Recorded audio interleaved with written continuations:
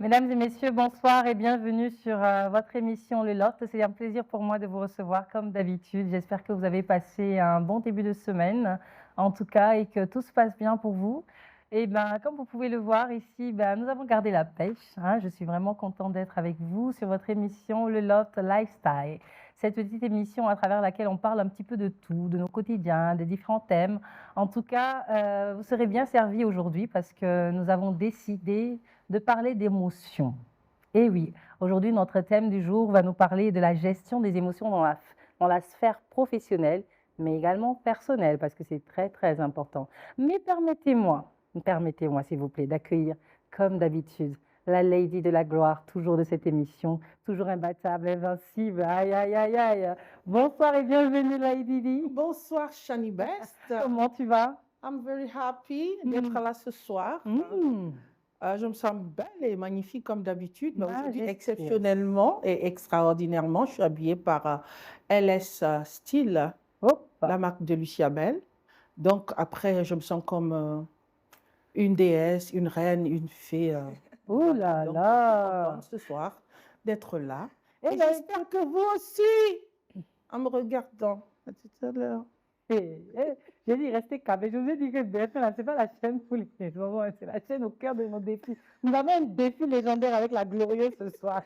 Mais permettez-moi, s'il vous plaît, d'accueillir vraiment notre invité ce soir qui va beaucoup, beaucoup nous parler de cette gestion des émotions dans le milieu professionnel, tout comme également dans le milieu personnel.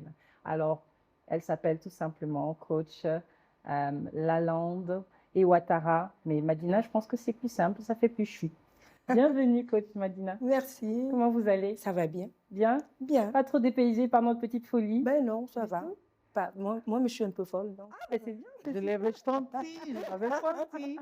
c'est super. Je prenais mes marques. Vous prenez les marques, hein? Bah oui, parce que franchement, avec Daisy, c'est, on va dire, une atmosphère enchantante. C'est ça. Voilà. Et avec moi, on va rester un peu plus carré, mais drôle toujours aussi. D'accord. Ça?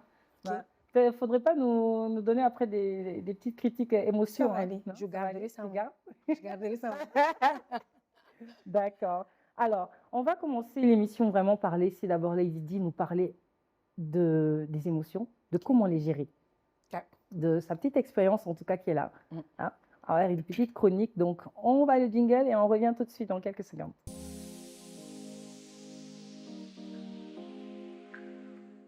Bienvenue, fidèles téléspectateurs, comme je disais tout à l'heure, pour la rubrique Soft Skills. Nous allons tout simplement écouter Lady Di, Daisy, qui va nous parler un peu de comment gérer nos émotions.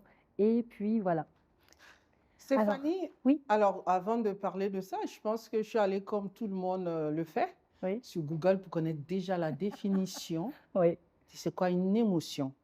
Alors mes recherches m'ont amené à trouver que l'émotion, c'est une agitation, un trouble subi, voilà, causé par un sentiment vif de peur, de surprise ou de joie. De peur, de surprise ou de joie. Voilà. Très bien. Maintenant, comment faire pour gérer ces émotions d'une manière saine et constructive? Ça va dépendre de l'émotion. D'accord. Mais généralement, je pense que dans ce sens, on parle plus d'une émotion qui est négative. Oui. Voilà, qu'il faut savoir transmettre. Mais tout comme on appelle, dans la sagesse, je veux dire. Moi, comme je le dis, je vais prendre sur mon expérience personnelle qui est mon vécu, dont je me base pour donner, comme on appelle, des exemples, qui n'est pas forcément pareil par rapport à un individu à un autre. Donc moi, par exemple, comment je gère une émotion, qu'elle soit de joie, de surprise. Bon, la surprise, ça c'est un peu compliqué, mais de tristesse. Je vais commencer d'abord par la tristesse, de colère, tout ce qui est négatif. Par exemple, je sais que quand moi je suis en colère, avant, c'était tout de suite que je réagissais et ça m'a causé encore plus de problèmes que de solutions. Mais maintenant, avec l'âge, j'ai appris à gérer. Même quand je suis dans une émotion de colère, je prends sur moi.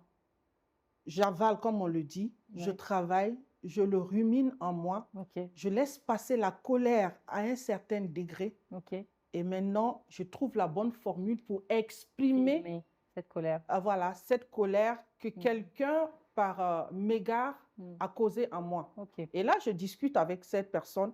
Voilà, par rapport à cette situation, tu as eu à dire un propos, tu as eu à tenir un langage ou une action.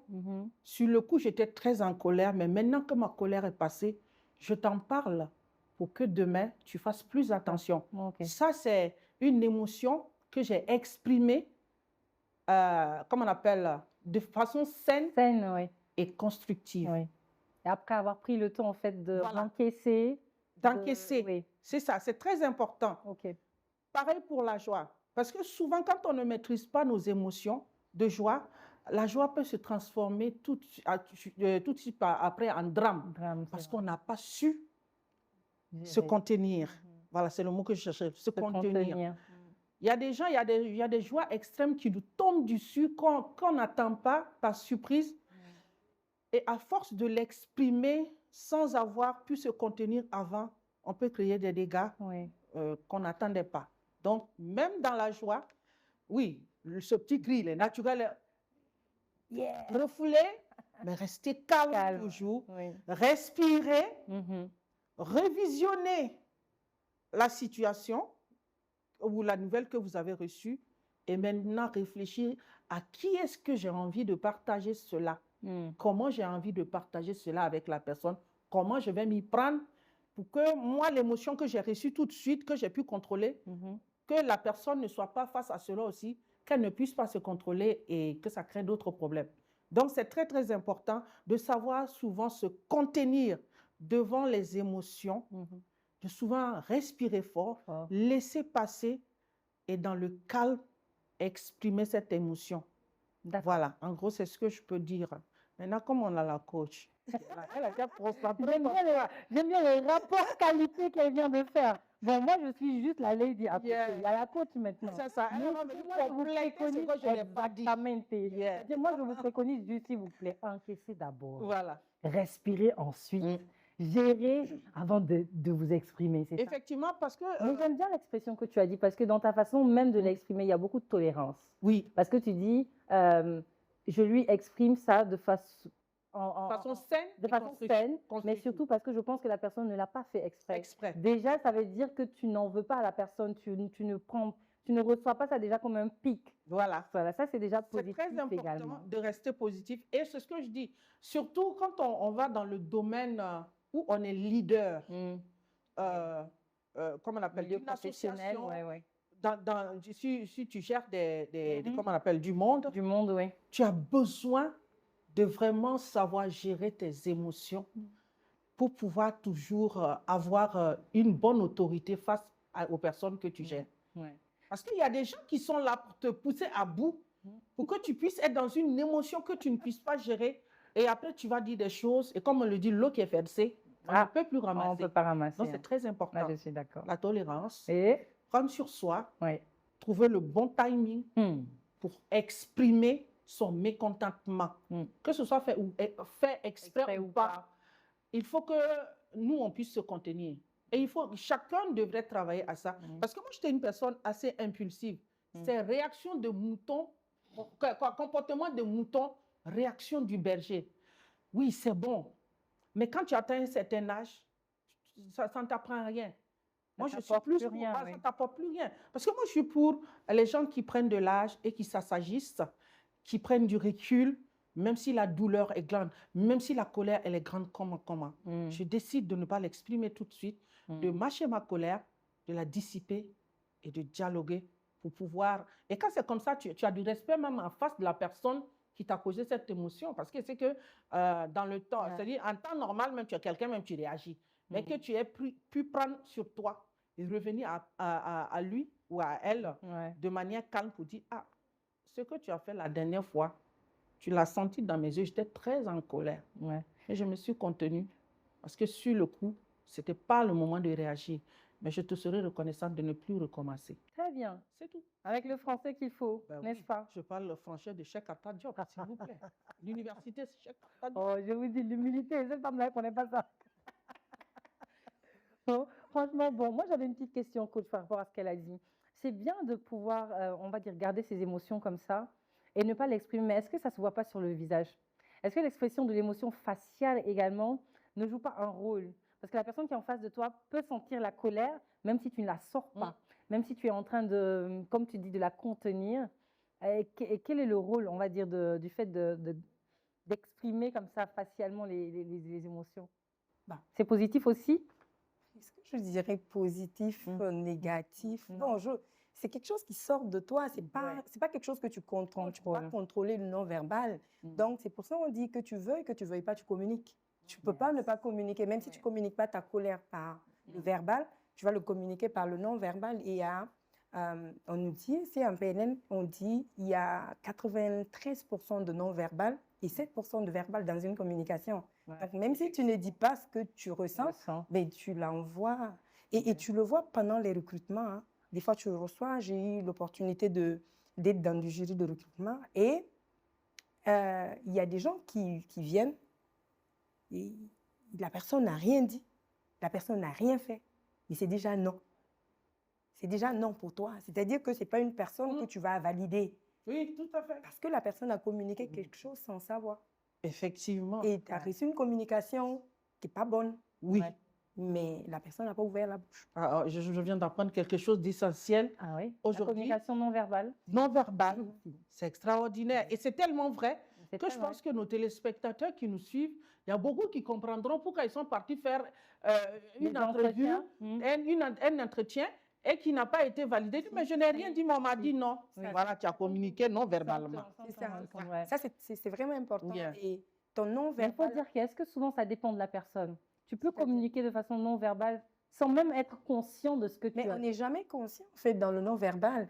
Et ça t'échappe, tu ne peux pas contrôler. C'est ça. Et c'est ce qu'on préconise d'ailleurs, par exemple, quand tu es, elle a parlé de manager. Quand tu es manager, c'est le non-verbal qu'il faut écouter le plus parce que tu n'auras pas le bon dans le verbal parce que le verbal peut censurer des choses. C'est vrai. Mais quand tu comprends le non-verbal, que tu sais lire, tu sais ce qu'il faut, tu connais le vrai du faux. C'est ça. Et c'est ce qu'il faut développer en réalité, le non-verbal. Super. Je comprends. Et là, ça sonne comme un discernement, là. Tout de suite. Oui, mais je comprends pourquoi. Vous savez, en son temps, quand on partait pour les visas, tu vois, tous tes papiers sont OK. Tu as dit là-dessus que tu as revenu, tout est OK sur le papier, mais on te refuse quand même le visa. Et quelqu'un m'a dit, non, quand tu rentres, il faut déstresser, ne tape pas des pieds, ne mange pas ta lèvre, reste serein, ne regarde pas partout, parce qu'on t'observe. Et je pense que c'est ça, c'est la communication. Parce que si tu as derrière la tête d'aller rester, mais sur le papier, tu fais croire que tu vas revenir, ta communication non verbale fera qu'on va te détecter et on saura que non, tu as dit sur le papier que tu... Mais l'idée, j'ai compris quelque chose. Mais la raison, c'est des fois, tu veux juste demander un service à quelqu'un, que la personne est comme ça, et puis tu demandes, est-ce que, par exemple, tu peux m'accompagner? Il va dire oui. Qu'est-ce que tu crois à ce qu'il a dit, et à ce qu'elle a dit, ou tu crois à ce qu'elle a fait? Peut-être, c'est un non tout de suite, mais peut-être que c'est pas le... Peut-être que il y a beaucoup de choses. Peut-être que ce n'est pas non catégorique, mais peut-être le temps ne lui convient pas, le jour ne lui convient pas. Et quand tu ne valides pas ces choses-là avec la personne, ce qui va arriver, c'est que le jour là, la personne va reporter. Tout ton programme va se mélanger. Mais quand tu le sais, que tu lis plus le non-verbal, tu vas juste demander, ou bien demain, ça ne t'arrange pas. Tu voudrais, ah oui, après demain, c'est très mieux pour moi. Et la personne... C'est plus simple, tu vas valider les choses. Mais il ne faut pas aussi que tu dises, le fait que la personne ait fait comme ça, que tu te dises que c'est catégorique. Il faut toujours valider. Voilà. Il faut toujours avoir une porte ouverte pour voir si... Mais la question moi, qui me pose... Permets-moi, je veux juste que coach vraiment se présente pour que les téléspectateurs sachent exactement avec qui on discute, parce qu'elle ne dit pas les choses juste parce qu'elle est coach. Non. Elle a la connaissance, elle sait exactement pourquoi elle vous donne des conseils, comment elle va nous diriger et tout. Alors, parlez-nous d'abord de vous déjà. Dites-nous. Je suis Madina Ouattara, certifiée en programmation neurolinguistique, communément appelée la PNL. La PNL. Conférencière certifiée de l'art de la conférence. Je suis formée en gestion de projet, leadership, gestion d'équipe et culture d'entreprise. J'ai 17 ans d'expérience en entreprise avant de créer mon cabinet. Ça fait 3 ans, donc ça me fait 20 ans d'expérience dans le milieu professionnel et je suis consultante en harmonie organisationnelle et productivité humaine. et promotrice de l'Institut africain de PNL, qui est un centre de formation dont la mission est d'accompagner les gens à développer leur intelligence émotionnelle et relationnelle. Super. Ça, c'est un peu moi. Non, mais dans tout ce qu'elle a dit, mais elle a répondu même à la question que je voulais poser. Là. Ah bon, en même temps? Oui. Bon, ta question, c'était quoi? C'était comment est-ce que vous formez des gens dans ça, à développer ce côté de savoir lire, surtout le non-verbal. Parce que ça, c'est très important. Vous l'avez dit en introduction, il y a 93% de non-verbal et 7%, et 7% de verbal. Et si je vais aller même plus loin, il y a quelque chose que je dit dans le 7% qui est, si on a le non-verbal 93, qu'on a le 7% de verbal, mais dans le verbal 7%, il y a les canaux de conviction des gens, parce qu'il y a des gens qui sont visuels, il y a des gens qui sont auditifs, il y a des gens qui sont kinesthésiques, touchés. Effectivement. Et donc, il faudra encore dans ces 7%-là savoir quel est le canal que la personne utilise pour te parler, pour pouvoir entrer dans son canal. C'est ça. Si la personne est en train de te parler dans le langage visuel, que tu lui réponds dans le langage auditif, parce que toi, ton canal de conviction, c'est l'auditif, vous allez avoir une interférence. Donc, le 7% va être diminué encore. C'est vrai. Et donc, ça veut dire que dans une communication, tu as la probabilité d'avoir juste 3, 4, 2% dans la communication. Et ça, là, c'est compliqué encore. Vous ne comprenez pas. Vous ne comprenez pas. Et moi, c'est ça, c'est cette formation qui m'intéresse. Les 80... L'Institut africain de PNL est là. Vous êtes basé ici? Ici, à Ouaga. Magnifique. Je pense qu'après l'émotion... l'émotion.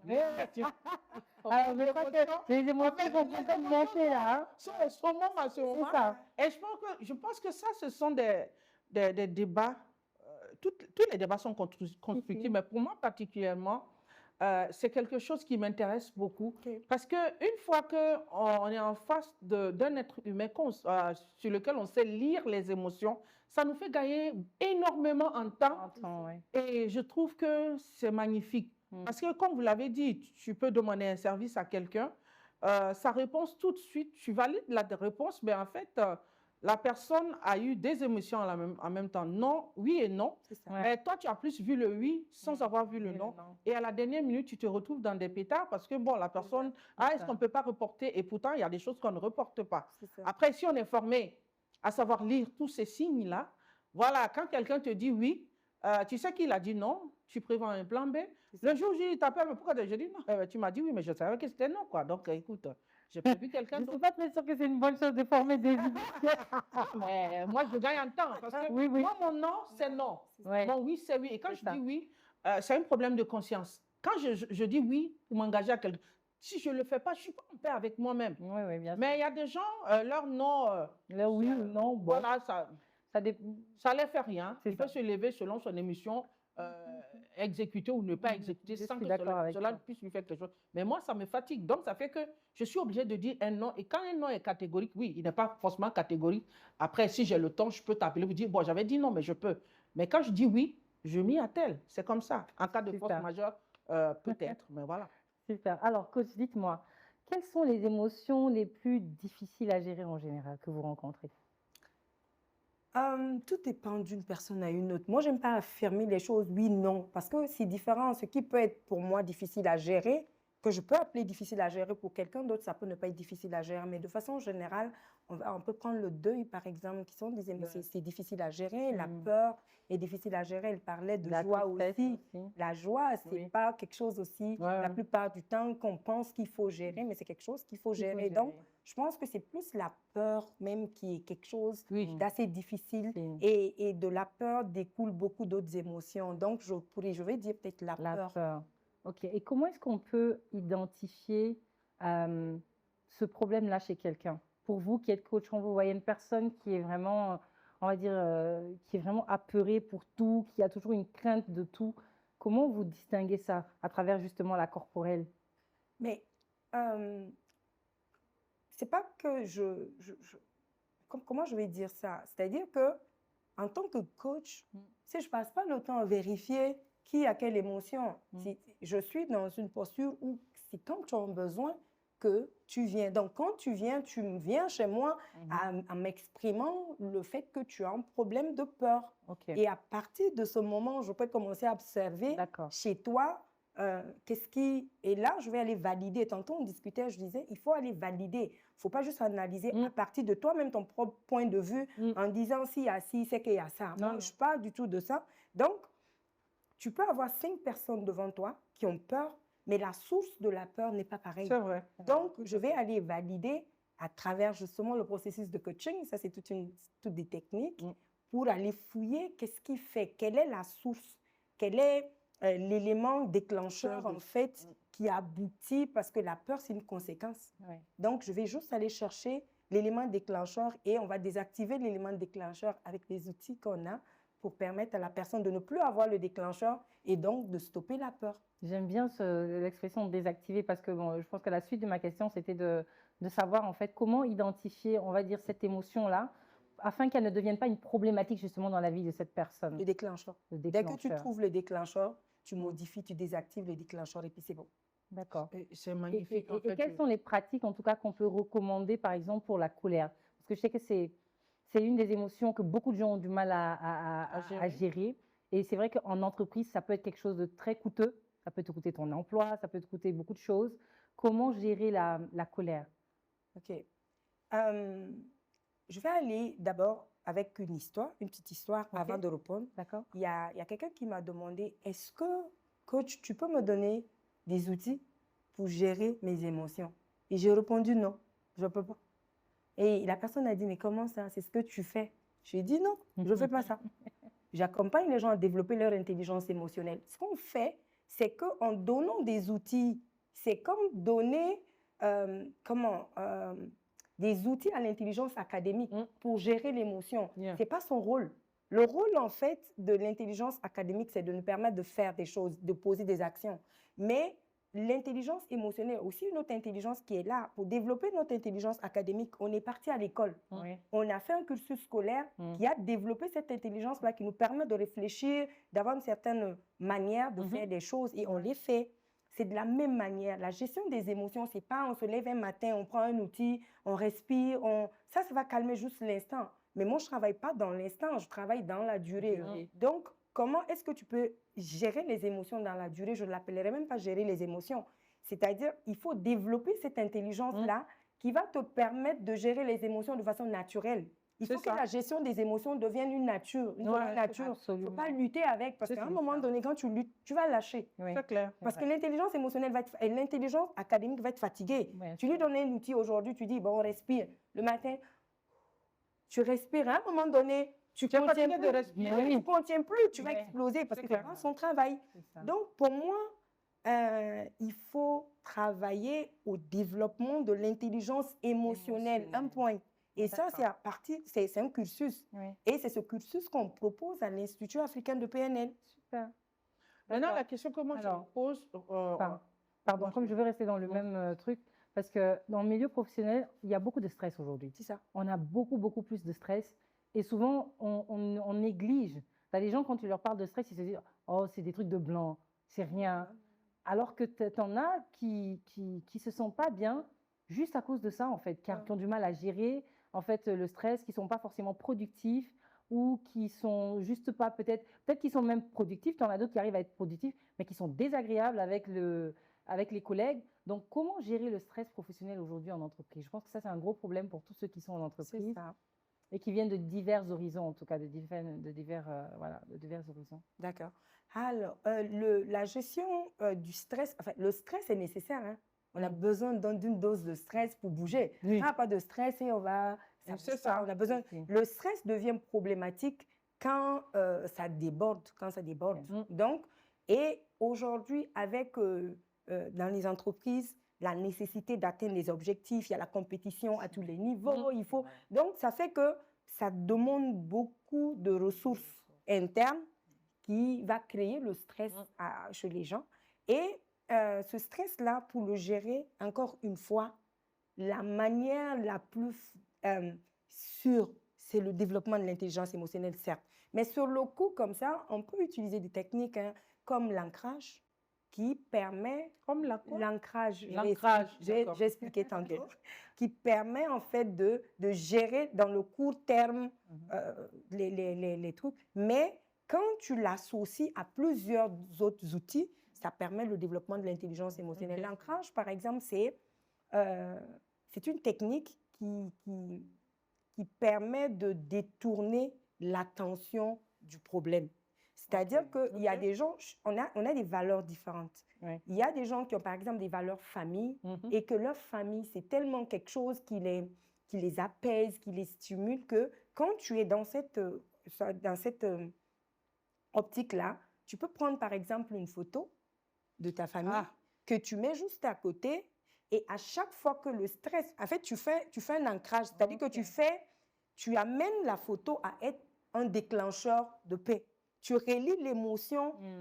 Là, tu vas déclencher je vois. l'ancrage visuel. Tout à Et fait. donc, à chaque fois que tu es dans une certaine émotion, tu vas juste regarder et comme tu as relié, tu as dit à tes émotions, et ça, c'est une technique, tu as dit à tes émotions que quand tu vois ça, tu produis la paix, tu produis la tranquillité. Donc, à chaque fois que tu es stressé, tu vas aller là, ça va te créer. Tu peux faire un ancrage auditif, ça peut être une musique. Une musique. Tu peux avoir un ancrage avec un ancrage plutôt avec du café, l'odeur, le du goût.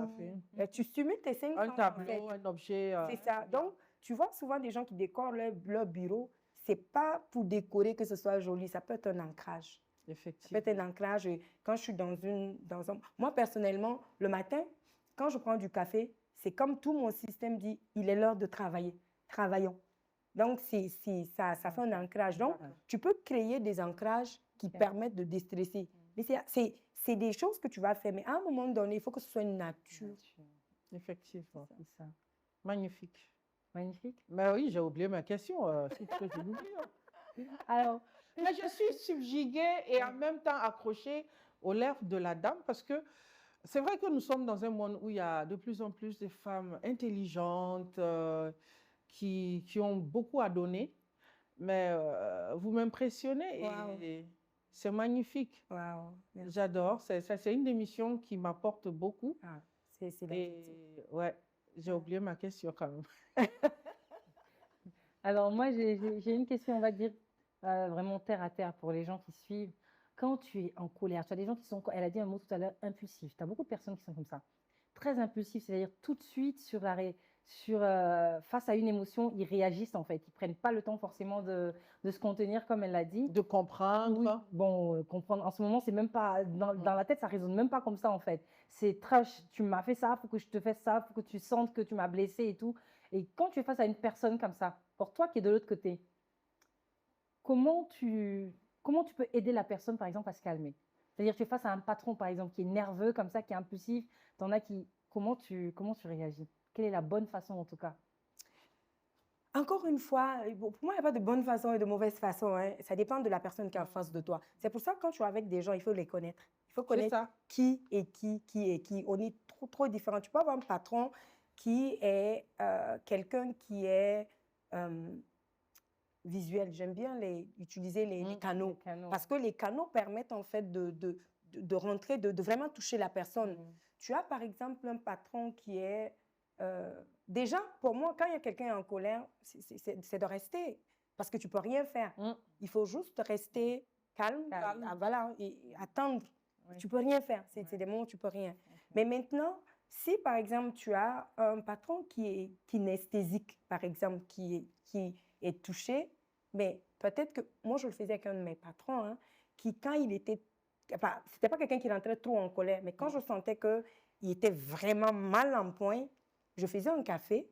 Je ne connaissais pas toutes ces techniques avant, hein, mais je faisais un café, je rentrais dans son bureau et je mettais ma main sur son épaule et puis je disais, ça va aller. Je ne sais pas c'est quoi qui ne va pas, qu'est-ce qu'il a avec qui, c'est quel problème, mais je disais, ça va aller. Et je sentais qu'il déposait sa main sur ma main et puis faisait...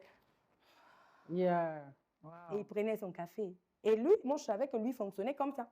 Et donc, c'était ma manière. Donc, il faut savoir comment l'autre fonctionne pour pouvoir savoir qu'est-ce qu'il faut. Mais si tu ne sais pas, le mieux, c'est de ne rien faire.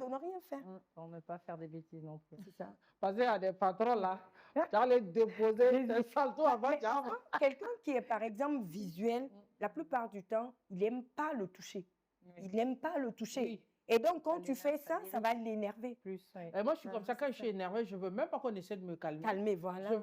Laissez-moi tout seul. Quand je me retranche, faut pas que quelqu'un vienne me dire, non, non, je vais aller me calmer toute seule et puis ressortir avec ma folie et puis on continue. C'est ça. Essayer de me calmer m'énerve encore plus. Donc, je pense que c'est vrai, ça va. il y a pas, moi, j'aime pas le truc de... L'humain est tellement complexe que tu ne peux pas dire que 1 + 1 = 2 avec l'humain. C'est vrai. C'est jamais ça. C'est vrai. Donc, il faut juste... C'est vrai qu'on ne peut pas toujours personnaliser les choses, mais quand on vit dans une société, on a besoin quand même de, on ne va pas dire de quelques techniques, de certains points qui peuvent nous éclairer et nous amener à pouvoir gérer une situation, en fait. Parce que souvent, quand tu es face à une situation, tu peux ne pas être expert, mais savoir que, bon, là, faut peut-être pas toucher, vaut mieux peut-être pas lui parler. Bon, là, il est triste. Souvent, tu sais même pas quoi dire à la personne. Donne-lui juste un mouchoir, reste à côté. T'en as, ils veulent pas forcément que tu leur parles, je sais pas. Il faut juste être à côté. Et puis bon, je sais pas. Donc souvent, bon, quand on pose la question, c'est pour savoir quelle est la bonne attitude. Parce que toi-même qui es l'interlocuteur, tu es à côté, tu veux aider la personne. Tu sais que la personne est en train de vivre une émotion qu'elle n'arrive pas à gérer et forcément qui fait des dégâts. Parce que tu as des patrons comme ça en entreprise qui s'énervent, qui parlent mal, qui vexent, qui blessent les gens. Et après, ils regrettent. Mais compte tenu de sa position, tout le monde n'a pas l'humilité de s'excuser. Ou tu vas voir qu'il va peut-être le faire par un cadeau ou par une gentillesse le lendemain matin. Mais ça ne passe pas. La blessure, elle est déjà faite en fait chez l'autre. Donc, c'est vraiment comment gérer toutes ces choses-là en entreprise. Tu as des gens aussi qui se blessent, qui se vexent pour un rien. Tu as des personnes, je sais pas, pour une petite parole, un petit verre déplacé, un sourire que tu as accordé à l'un et pas à l'autre, il est fâché, pour lui, tu l'aimes pas. Voilà, donc bon, finalement, on ne sait plus comment forcément trop bien se comporter quand on est en entreprise parce que tout le monde est différent en fait. Mais en fait, on ne peut rien faire de façon concrète comme ce que je dis, 1 + 1 = 2. Tu n'es pas responsable de l'émotion de l'autre en fait. Et donc, le fait pour moi de vouloir gérer l'émotion de l'autre alors que tu n'es pas responsable de ça. Pour moi, c'est de la prétention un peu. Qui es-tu? Qui es-tu pour vouloir gérer les émotions des gens? La personne te donne la permission de le faire. Tu vois? Quand la personne te donne la permission de le faire, c'est là que tu peux le faire. Tu as besoin de sa permission. Mais maintenant, tu ne peux pas être là comme un sauveur. C'est toi qui veux gérer tout. Non, reste à ta posture. La personne est dans toutes ses émotions. Ce que tu peux faire, c'est peut-être des questionnements pour comprendre si la personne te donne l'autorisation en te répondant, pour comprendre qu'est-ce qui se passe chez la personne et peut-être le ramener. Parce que quand les émotions débordent, la personne ne voit plus la réalité que toi, tu vois. Et donc, la personne n'est plus dans ce que tu penses. Donc, tu ne peux pas le ramener à ça. Donc, pour moi, c'est bien d'aider, mais c'est mieux d'attendre la permission de la personne que tu veux aider. C'est plus sain. Bon, alors, peut-être que j'ai peut-être pas utilisé le bon mot, c'est trouver une façon on va dire, d'instaurer une harmonie dans une entreprise. Je pense que c'est ça qui est important. Quand tu accompagnes tes employés au développement de l'intelligence émotionnelle, ça va se faire seul. Parce que ça va se faire seul. Parce que chacun va savoir quelle est la limite de l'autre. Comment je gère mes émotions? C'est parce que je ne sais pas gérer mes émotions que mes émotions vont faire un coup d'état à ma raison. Ça va sortir. Et ça va aller rencontrer les émotions de désir et ça va devenir mélangé. C'est ça. Mais quand on accompagne, pour moi, en entreprise, c'est impératif pour les managers, les chefs d'entreprise, d'accompagner les gens à ce processus-là pour pouvoir régler tout le mal-être qui se trouve dans les entreprises. La plupart des entreprises, c'est le mal-être. Mais c'est le manque de gestion émotionnelle. Mais la gestion émotionnelle, c'est une école, c'est quelque chose qu'il faut faire. Donc, pour moi, il n'y a pas de... Je ne connais pas d'autre solution que le développement de l'intelligence émotionnelle, en fait. Oui, mais pour quelqu'un qui nous suit, quand vous le dites, je vais bien. D'accord, Paul, pose sa question. Ce que je veux dire, si je comprends bien ce que la dame dit, je comprends également ce que tu veux dire. Mais moi, je trouve que je vais aller en entreprise quand on est manager. Il est vraiment très essentiel et très important qu'un manager sache maîtriser ses émotions, quelle que soit l'émotion qu'il a.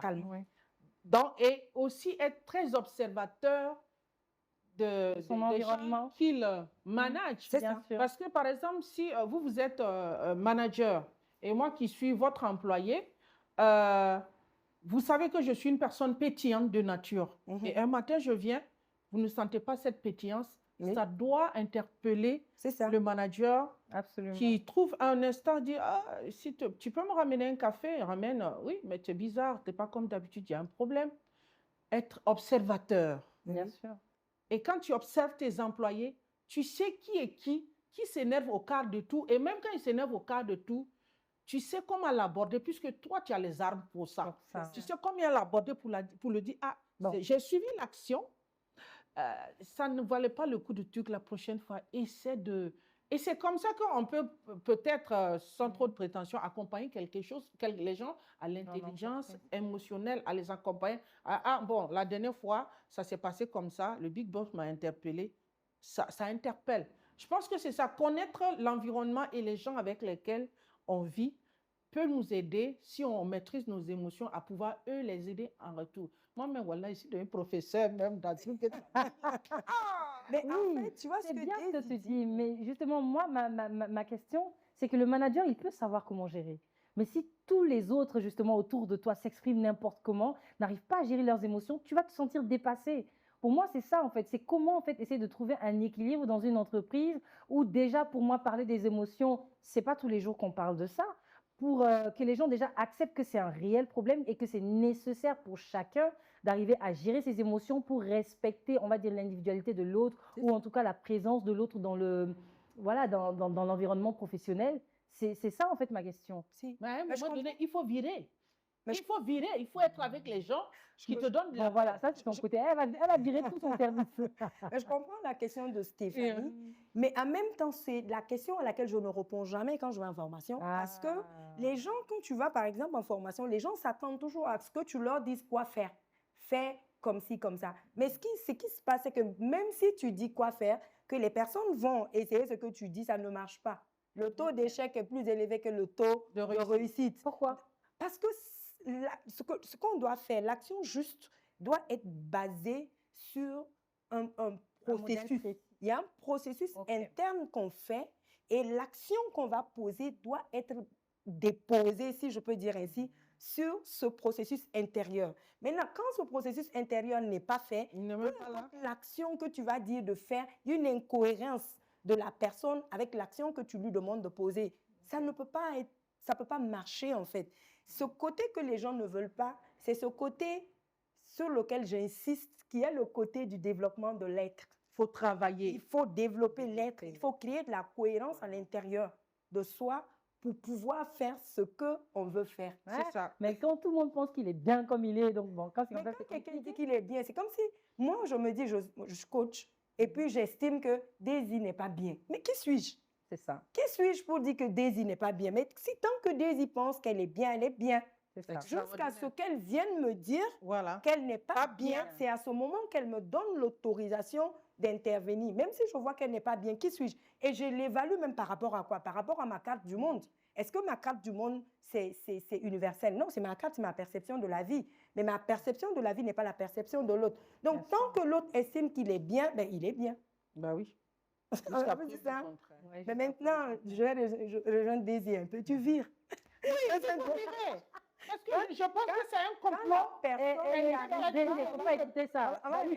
C'est un complot qui est organisé pour venir te déstabiliser. Mutez la partie de l'émission là. On ne vire pas les gens comme ça. Non. Parce que, non, mais en fait, permettez-moi de toujours d'insister, parce que c'est un sujet pour moi qui est très important et c'est un sujet que les gens ne cautionnent pas toujours. Beaucoup de gens déjà ne connaissent même pas l'existence de ce sujet-là. Rien que personnellement, pour eux-mêmes, tu leur parles d'émotion, ils vont te dire émotion, pourquoi émotion? Moi, je vais bien. Mais par exemple, on trouve beaucoup de personnes en entreprise ont du mal à gérer leurs émotions, à dissocier, on va dire, leurs émotions de famille, leurs émotions personnelles et leurs émotions au boulot. C'est-à-dire, tout ce qu'ils vivent, ils le ramènent au travail. Et ça, tu entends beaucoup les gens chipoter, surtout en général sur les femmes. On dit que les femmes, elles reviennent toujours au boulot avec leurs émotions, machin, elles sont pas bien, monsieur, c'est pareil. Bon, souvent, même se taquiner entre nous. Ah, hier, là, lui, là, aujourd'hui, il vaut mieux ne pas le saluer. Hier, là, c'était pas bien, c'était pas bien. Tu vois, c'est pour déconner, mais c'est une façon de dire que on réalise qu'effectivement, l'émotion de la maison transgresse finalement et puis se manifeste au bureau. Et ça devient un problème. Donc, parce que la personne, justement, n'a pas cette capacité-là. Parce que par exemple, quand on développe son intelligence émotionnelle, la conscience de soi est une compétence. La première compétence que tu vas développer, c'est la conscience de soi et la conscience de tout ce qui est. Ça commence par là. Elle a dit, je développe, elle ne réagit pas tout de suite parce qu'elle a conscience de ses propres émotions d'abord et ensuite elle va maîtriser, elle a dit, elle a parlé des 2 premières compétences de l'intelligence émotionnelle, elle va maîtriser ses émotions. Mais quand tu n'as pas ces compétences-là, tu ne peux pas laisser les émotions de la maison à la maison et les émotions du boulot au boulot et vice-versa. Parce que tu as même du boulot aussi à la maison, Oui, mais parce que tu n'y arrives pas. C'est comme demander à un enfant de faire les choses des adultes. Ce n'est pas possible. Effectivement. Donc, il faut que la personne soit adulte pour faire les choses des adultes. Alors, j'aimerais bien que tu reviennes sur un sujet. Tout à l'heure, c'est vrai qu'on a parlé de ça en off, mais tu as défini un petit peu les 4 types de personnes qu'on a en entreprise. C'est très important parce que c'est un moteur pour moi de beaucoup de disputes, beaucoup d'incompréhension, alors que ça pourrait permettre, on va dire, à tout le monde même, hein, de pouvoir comprendre l'autre, de savoir que bon, lui, il ne faut pas trop traîner de toute façon sur les discussions avec lui, ou plutôt lui, prends le temps de lui expliquer, prends le temps, si tu n'as pas le temps pour bien lui expliquer, vaut mieux pas commencer. Voilà. Les 4 catégories de personnes qu'on trouve en général en entreprise. Ça, c'est mon observation personnelle. Personnelle, oui. Après 20 ans d'expérience dans le milieu professionnel, il y a plein d'observations et je disais, j'ai eu l'opportunité d'être gérée et j'ai eu l'opportunité de gérer les gens. Donc, j'ai pu regarder comme ça, j'ai pu regarder là. Et j'ai réalisé en fait que, exactement comme dans une famille, l'entreprise fonctionne de la même manière. Il y a des bébés professionnels, il y a des enfants professionnels, il y a des adolescents professionnels et il y a des adultes professionnels.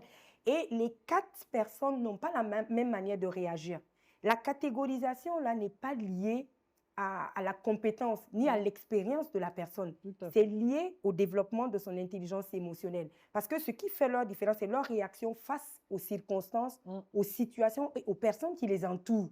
Maintenant, plus l'intelligence émotionnelle est développée, plus on a tendance à agir comme un adulte. Et moins c'est développé, on a tendance à agir comme un enfant ou un bébé. Maintenant, quand tu vas... Un enfant, par exemple, quand il y a un problème à la maison, un enfant n'est même pas conscient du problème. Le bébé et l'enfant ne sont même pas conscients du problème, à plus forte raison à intervenir.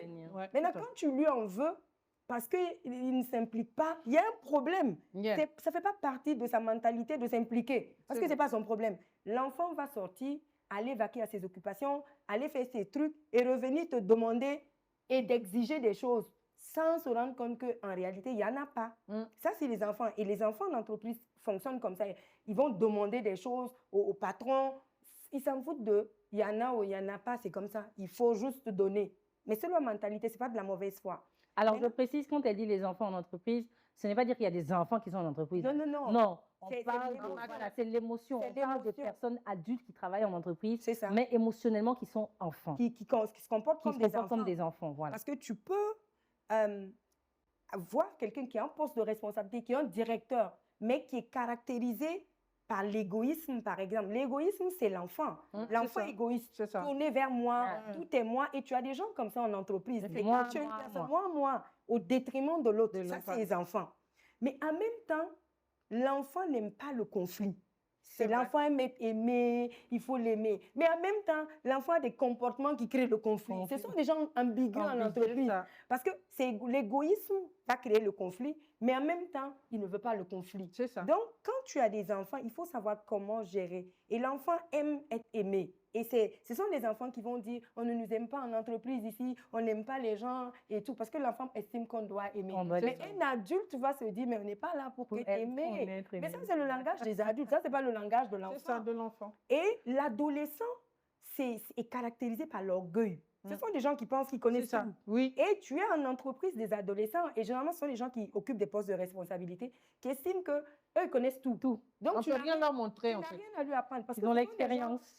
Qui sont très compétents dans leur domaine. C'est l'expérience. Compétents. Sur le plan professionnel, technique, tu ne peux pas. Ils sont très, très bons. Donc, comme ils sont comme ça, ils pensent qu'ils connaissent tout. Donc, ils sont orgueilleux et ils vont dire, si ce n'est pas qu'on l'a nommé, lui là-même, c'est mon patron, mais il ne vaut pas mieux que moi. C'est parce qu'on l'a nommé. Tu vois, ça, c'est les ados Et eux, là, ils sont en compétition avec tout le monde. Tout le monde. Que tu sois son inférieur ou son supérieur, il est en compétition avec toi. Parce que, voilà. Et ils cherchent à se prouver. Ils cherchent des opportunités pour se prouver, pour chercher leur place, avoir leur influence. C'est le comportement des adolescents. Des adolescents. Et ils s'en foutent des autres. Hein. C'est lui, là. Tout est lui. Et quand tu as un patron qui est adolescent, tu as un problème parce qu'il est en compétition avec toi. Dès que tu commences à vouloir dire que toi, avoir de bonnes idées. Toi, tu fais quoi avec les bonnes idées? Tu veux ta place. Tu veux ta place. C'est ça.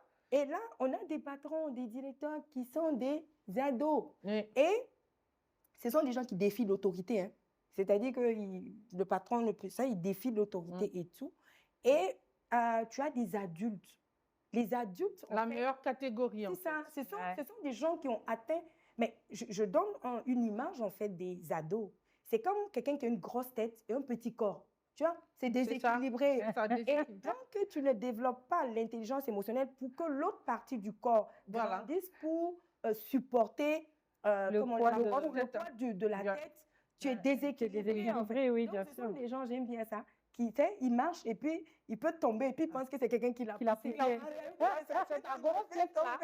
C'est sa tête qui l'a fait tomber. Et puis, oh, il y a des complots ici. Il n'y a pas de complot, c'est ta tête qui est trop pour ton corps. Développe le corps pour que ça puisse avoir un équilibre.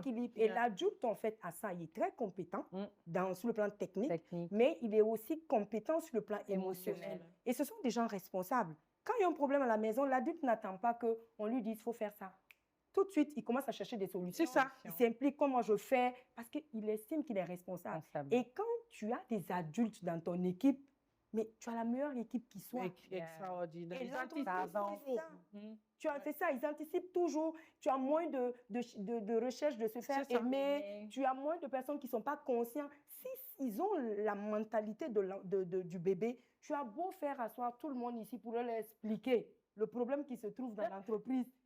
Ça ne va pas les grèves. Mais ils vont faire grève encore pour augmentation de salaire. Non, mais c'est tellement j'ai adoré quand elle a parlé de ça. Oh, j'ai fait non, il faut qu'on partage ça parce que, en fait, ça va permettre même à chacun en entreprise. Bon, tu regardes ton voisin, finalement, tu connais moi le Quand tu es dans ton équipe, ces 4 catégories, tu dois être capable en tant que manager et leader et de dealer avec chacun. Oui. Là, tu sais que lui, là, il est dans la catégorie de l'enfant. Tu n'as pas à lui expliquer que pour comprendre, tu ne cherches pas sa compréhension, mais tu sais qu'il a du potentiel. Voilà. Comment je fais pour tirer le meilleur? C'est ça. De l'amener à être adulte. Mais il faut que toi-même, tu sois adulte parce qu'un manager qui est capable de voir ça, c'est lui qui est adulte. Imagine que ton manager est enfant. Avec toi, tu es foutu. Et puis toi-même, tu es adulte. Ça veut dire non, mais quand tu vas le regarder, ces choses vont te couler parce qu'il ne va pas t'atteindre. Si toi, tu es adulte, il ne va pas t'atteindre. Mais si vous êtes enfants ensemble là-bas. Vous tous enfants, imagine une équipe. Il y a un qui veut jouer, il y a l'autre qui est en compétition avec tout le monde. C'est quelque chose. Il y a un qui est là qui crie parce qu'un bébé, par exemple, ça crie. Oui, ça crie. Inconfortable, ça crie. Mouillé, ça crie.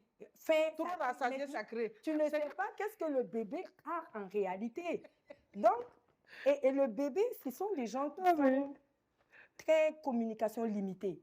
Donc, ils communiquent beaucoup plus sur le non-verbal. Et quand tu ne sais pas lire le non-verbal, tu ne vas pas détecter ce que le bébé dans ton équipe cherche. Effectivement. Donc, c'est vraiment c'est complexe. Tu ne peux pas prendre juste les gens comme ça. Il faut que tu sois agile dans ton management, dans ton leadership. Extraordinaire. Extraordinaire. C'est la plus belle émission pour l'instant de l'année 2025, n'est-ce pas? Depuis que ça a commencé. Non, mais je pense qu'il va falloir qu'on fasse une caricature, tu sais, une caricature de la structure de nos, on va dire, du personnel. Ça va être très drôle. C'est ça. Pour commencer à mettre chacun dans sa case d'adolescents. Et puis, on va faire les réunions. Et les autres, voilà, ils vont travailler à devenir des adultes. Et c'est vraiment dans l'émotionnel. Oui. C'est vraiment dans l'émotionnel, oui. Mais justement, quand c'est comme ça, et que vous êtes une entreprise, dans une entreprise, on a besoin de tout le monde, même des bébés. Mais comment les faire grandir? Développement de l'intelligence. Amène-les à IAPN. C'est ça. Mais non, mais donne-nous des petits trucs ici. C'est comment ça? Non, mais en fait, c'est tout un ensemble. Tu sais, on est comme un système. Oui. On est comme un système d'exploitation qui fonctionne avec beaucoup de choses. Et il faut créer de la cohérence chez une personne pour le faire bouger. Et quand tu prends une personne, il y a 7 niveaux de conscience chez les personnes, selon la PNL. D'accord. Tu as l'environnement, tu as le comportement que la personne fait dans l'environnement, tu as les capacités qui regroupent et la compétence et l'expérience et les qualités et les talents et les dons. Tu as la croyance qui est sa perception de la vie, comment la personne perçoit les choses, et tu as les valeurs qui sont c'est le moteur même qui fait bouger la personne. Tu as l'identité et tu as le sens, tu as la mission de la personne. Le sens et la mission. Donc, il faut que ces 7 niveaux de conscience-là soient cohérents pour que la personne puisse agir, faire ce que tu veux. Donc, pour travailler, il faut travailler sur chaque niveau de conscience et les rendre cohérents les uns les autres pour qu'on puisse aller. C'est ça. Non, mais il faut se faire former. Hein. Oui. Mon peuple périt par manque de connaissances. En fait, c'est ça. C'est extraordinaire. C'est fou. C'est fou. Ouais. C'est fou comment est-ce qu'on néglige en fait ce sujet d'émotion. Le mal-être dans les entreprises, c'est rien d'autre, c'est pas que la compétence. Quand tu prends une entreprise, tu as généralement 3 problèmes. Tu as les problèmes d'exécution, tu as les problèmes de compréhension et tu as les problèmes relationnels. Les problèmes de compréhension, ça peut être des compréhensions liées à l'exécution. Ça, c'est facile. On va te dire, voici comment tu dois faire et tu fais. Il y a de la compréhension liée au relationnel. Et les problèmes qui minent les entreprises aujourd'hui, ce n'est pas le savoir-faire.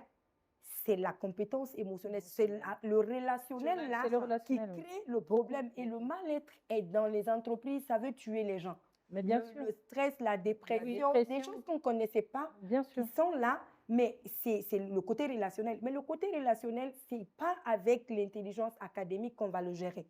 Tant qu'on ne prend pas au sérieux la dimension émotionnelle des employés, des gens, c'est compliqué. Non, mais tout à fait. Non, je suis d'accord. Hein, parce qu'après, tu es dedans, tu ne peux pas arrêter parce que tu as besoin de ton salaire pour pouvoir vivre. Donc, du coup, tu déprimes jusqu'à ce que moi s'en suive. Mais c'est ça. C'est compliqué. À un moment donné, tu es tellement blessé parce que il y a une image que j'aime bien. Les gens, en fait, ont du sparadrap partout. Les gens sont blessés. Et là, quand je fais quelque chose, genre Stéphanie comme ça, et elle est fâchée. Mais non, c'est son sparadrap que j'ai tiré. C'est ça. La plaie là qui fait mal. C'est la plaie là qui fait mal. Si tu as soigné la plaie là, quand je touche là-bas, ça te fait plus mal. C'est vrai. Donc, au lieu de dire, telle personne m'a blessée, c'est Daisy qui m'a blessée, c'est Stéphanie Yen qui m'a blessée. Quand tu marches avec des sparadraps, mais on t'a rien fait. Il faut enlever les sparadraps là. Ben, la personne va juste toucher. Oui. En fait, il va parler des sparadraps des gens ici maintenant. Attention. Les gens sont blessés. Donc, le mieux, c'est de se soigner. Soigne-toi, parce que toutes ces choses, la colère, ce sont des maladies. Mais est-ce que c'est vrai que ça vient toujours de l'enfance? Il y a l'enfance, mais il y a tout le parcours. Ça commence depuis l'enfance et ça va continuer jusqu'à tous les jours, les expériences. Par exemple, quand tu as eu un petit bobo à l'enfance qui n'est pas soigné, que quelqu'un vient tirer encore, on va tirer encore. Donc, ça grandit. Mais au fur et à mesure que tu grandis, tu peux te faire d'autres bobos, en fait, qui ne sont pas forcément de l'enfance, mais qui sont des bobos que tu t'es créés au fur et à mesure qu'on avance, c'est ça. Donc, il faut se soigner. Il faut pas l'émotionnel, il faut pas toujours faut pas mettre même sur les gens. Il faut toujours prendre ta responsabilité. Et quand je finis ma formation, ça fait 10 ans que je suis certifiée, et j'ai pas voulu former les gens pour, tout de suite. Mais il fallait expérimenter. Je suis repartie en entreprise. Quand je suis partie en entreprise, mon objectif n'était pas de travail. C'était pas le travail que je voulais. Mais je voulais expérimenter mes formation. Et quand tu fais une formation, tu as la dimension théorique de la chose. Maintenant, comment tu l'expérimentes pour voir est-ce que... Mais des fois, je m'enfermais dans mon bureau. Comme je suis chrétienne, je priais, Seigneur, aide. Parce qu'il y a aussi tout ça. Aide-moi à gérer, mais pour ne pas en vouloir... C'est-à-dire, ça aidait, mais ma mentalité, ce n'est pas la personne. C'est moi qui n'arrive pas à gérer. C'est moi. Maintenant, c'est là que là, tu faisais en fait un travail sur toi. Sur moi. Donc, quand tu estimes, mais j'ai eu tellement de combats, tellement de combats. Ça, il faut que les gens acceptent de travailler. Mais bien sûr. C'est important. Pas toujours dire que c'est les autres. Pour moi, c'était une opportunité. Quand il y avait des problèmes, parce que mon intention, c'était d'aller pour mon propre compte. Ouais. Mais je ne vais pas aller à mon propre compte sans avoir coupé toutes les petites têtes qui me dérangent là, à moi-même en réalité. Et donc, quand il y avait des problèmes, j'étais super contente parce que c'est douloureux pour mes émotions, mais en même temps, c'est libérateur pour mon futur. Effectivement. Donc, je ne regardais pas le côté douloureux, je regardais le futur. Et donc, j'affrontais la situation avec tout ce que j'avais. Et je me disais, ça va accélérer vite, je vais quitter. Mais j'ai quitté cette entreprise-là quand j'avais aucun défi. Super. Il n'y avait rien. Et puis moi-même, je me fouille, je dis, on dirait que je peux. Et tu es fière de toi. Ah, yes. Et tu es très Ah fière oui. de toi. Et Ah c'est oui. très important. Ah, ça fait Le plaisir, travail ça. sur Et les gens ont Absolument. plutôt la difficulté à travailler avec le premier responsable. Et les gens parlent. Mais j'ai travaillé pendant 5 ans. Et il y a une dame qui m'a dit, il paraît que c'est toi celle qui peut rester avec. Comment tu fais? C'est là que j'ai réalisé en C'est fait que magnifique. effectivement. Et là, je réfléchis, mais en fait, je ne l'en veux pas. Ça, c'est jamais lui. Moi, je suis dans mon processus. C'est ça, c'est ça. Non, mais c'est bizarre ce que Alors. vous dites. Hier, j'étais en train de Daisy, faire... oui. Nous sommes arrivés à la fin. Ah ouais, je peux même pas dire Waouh, C'est fou. Bon, à éviter de transmettre, de rendre les autres responsables de vos émotions. Bon, Voilà, voilà, je je vais- vous ai dit, Daisy va dire qu'à partir de maintenant, tout le monde a des sparadraps partout sur son corps. Non, mais c'est extraordinaire. Oui, franchement, on a Mais- appris beaucoup. Non, il y a tellement Beaucoup. de choses On a à beaucoup de dire. choses à dire. Je Tellement pense de choses à que dire sur ça. oui, sur ça, je pense que franchement, on a appris beaucoup aujourd'hui. Moi, On va prendre les je numéros. vous dis parce que vraiment moi, merci. Ah ben, j'ai une page au Oui. Facebook sur laquelle tu Il y a pas de je souci. fais pas mal de Alors, la vidéos page dessus. s'appelle comment? Institut africain de Institut PNL. Africain de PNL. Si, c'est la Super. page Franchement, Facebook. allez-y, cliquez, likez, parce qu'il y a beaucoup de choses Vous à a- apprendre oui, dessus. vous allez vraiment. apprendre beaucoup de choses. Merci beaucoup à Daisy, franchement, pour Merci l'émotion. beaucoup. Je n'ai pas N'est-ce fini de pas? parler, mais c'est pas grave. Mais tu as gagné C'est beaucoup. maintenant que le T'as appris moteur beaucoup. commençait à chauffer. C'est ça, c'est ça. Vraiment, merci encore. Plaisir. Moi, j'ai même envie de dire docteur, Oui, docteur émotion, parce Eh qu'aujourd'hui, bien, franchement, hein, c'était Voilà. super. C'est un peu plus, c'est petit quand même. Hmm. Docteur, c'est Vous bien. avez dit que N'est-ce coach pas? savait tout dit, savait rien dit. Voilà. Docteur, là, c'est bon. Alors, merci à tous les téléspectateurs et franchement, suivez-la sur votre page Facebook hein, et apprenez beaucoup de choses. Gérons les émotions professionnellement, personnellement et à très, très On bientôt. fait des webinaires chaque vendredi, c'est gratuit, D'accord. 18h, 19h. Donc, tous les vendredis, webinaire, 17h, 18h, Non, 18h, 19h, s'il te plaît, je vais faire. 18h, 19h, restez connectés. S'il vous À plaît. très, très bientôt.